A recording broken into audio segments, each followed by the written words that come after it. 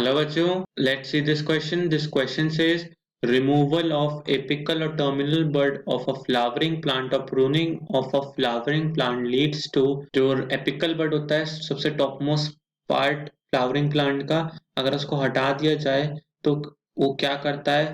Option A formation of new apical buds, नए apical buds बनाता है. Option B formation of adventitious roots on the cut side, adventitious roots बनाता है. Option C early flowering or stopping of floral growth. Option D promotion of lateral branches. Let's see the key concept involved here. Our key concept involved here is plant growth regulators. Plant growth regulators. तो plant growth regulators में हमारे क्या आते हैं? We have plant growth substances. These are plant growth substances. इसको हम और क्या कहते हैं? फाइटो हॉर्मोन्स कहते हैं. फाइटो हॉर्मोन्स कहते हैं. तो ये जो फाइटो हॉर्मोन्स होते हैं ये कौन कौन से होते हैं? We have auxin, we have gibberellins,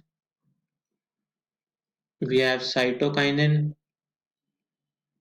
we have ethylene,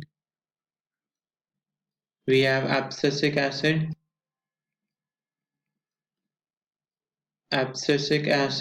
तो इन सब में हमारा कौन सा है? हमें किसको देखना है? हमें ऑक्सिन को देखना है. सो कंसिडर करिए कि there is a stem of flowering plant. यहाँ पर क्या है? This is our apical bud. Apical bud में हमारा हार्मोन कौन सा प्रेजेंट है? We have auxin. ऑक्सिन की वजह से क्या हो रहा है? ये स्टेम बढ़ती जाएगी. So this is a flowering plant. अब हुआ क्या कि इस एपिकल बड ऑक्सिन की वजह से क्या होता है? There is apical dominance. Apical dominance. तो एपिकल डोमिनेंस का मतलब क्या होता है कि there is growing of apical bud, there is growth of apical bud. Apical bud का ग्रोथ हो रहा होता है which will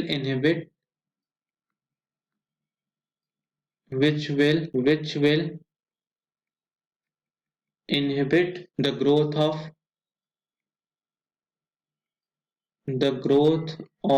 lateral axillary buds. जो लेटरल एक्सिलरी बर्ड्स होती हैं उनकी ग्रोथ को रोकेगा. सो दीज आर अवर, यहाँ पे क्या है? These are our axillary birds. Axillary birds and this was our stem. ये इसको हम स्टेम कर लेते हैं. तो होगा क्या कि अब हमने इसका क्या किया? डीकैपिटेशन किया. मतलब हमने ऊपर से इसको रिमूवल किया. रिमूवल ऑफ एपिकल बर्ड क्या कहेंगे? प्रूनिंग करेंगे. प्रूनिंग और वी कुड से डीकैपिटेशन. डीकैपिटेशन में क्या हुआ? Removal of shoot tip. Here happens removal of shoot tip. इसमें शूट टिप हमारी चली गई जहां पे ऑक्सीजन प्रेजेंट था. तो इसकी वजह से क्या होगा? प्रूनिंग और डीकैपिटेशन ऑफ फ्लावरिंग प्लांट क्या होगा? ऑफ फ्लावरिंग प्लांट ये क्या करेगा? विल लीड टू, क्या लीड करेगा? Branching of stem. Branching of stem. Because अभी तक क्या था? वो एपिकली ग्रो कर रहा था एपिकल डोमिनेंस की वजह से. अब बट ऑक्सीजन हट गया एपिकल बड को हटाने से, तो अब लेटरली जो ब्रांचेस होंगी, एक्सिलरी बड्स होंगी, will lead to branching of stem laterally through axillary buds. अगर एक्सिलरी बड्स से वो बढ़ेंगी, इसकी वजह से क्या होगा? There will be no flowering growth, no flowering, because apical bud चला गया. तो अभी वहां पे फ्लावरिंग नहीं होगी. लेटरल ब्रांचेस आगे चलकर फ्लावर कर सकती हैं. तो there are no apical buds.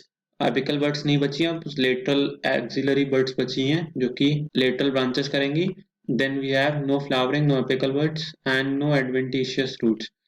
Adventitious root shoot tip से नहीं बनेंगी. So no adventitious roots. हम अपने ऑप्शंस देख लेते हैं. Removal of apical bud of flowering plants lead to A. Formation of apical buds? No. B formation of adventitious roots on the cut side, नहीं ये भी ऑप्शन गलत है। ऑप्शन सी अर्ली फ्लावरिंग और stopping of floral growth, early flowering तो नहीं होगा, this option is also wrong. Option D promotion of lateral branches, yes lateral branches की ग्रोथ होगी through axillary birds. So our final answer is So our final answer to this question is option D. Hope you all understood this question well. Best of luck. Thank you.